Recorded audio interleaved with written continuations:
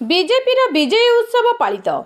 ओडिशा और बिहार में बीजेपी विजय पर खैरा दुर्गा मंडप परिसर में विजय उत्सव पालित हो जाइछि। पूर्वतन जिला परिषद सदस्य राधाकांत पात्र स्वागत अभिभाषण पर वरिष्ठ बीजेपी नेता करुणाकर महांती सभापतित्व में सभा अनुष्ठित होइथिला।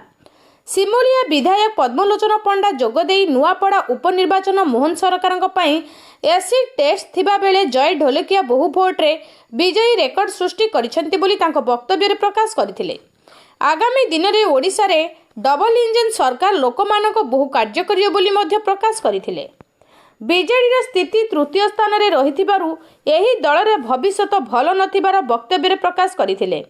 एथिरे ब्लॉक अध्यक्षा अभिलिप्सा साहू 5 नंबर जोन जिला परिषद सभ्य मानस कुमार दास, वरिष्ठ बीजेपी नेता निरंजन बेहेरा, पतित पावन कर, कुपारी जोन मंडल सभापति सुमंत कुमार जेना, आईनजीवी उपेन्द्र भूया, दोलगोविंद महारथों समेत 37 पंचायत निर्वाचित लोकप्रतिनिधि विभिन्न संगठनर कर्मकर्ता माने जोग देइथिले। एही अवसर में मिष्ठान बंटन करा जायथिला। सिमुलिया विधायक श्री पंडा को बाजा और बाण फुटाई सभास्थल को पाछुटी निया जायथिला। खैरारू प्रशांत बेहरा का रिपोर्ट, लोकल न्यूज 7।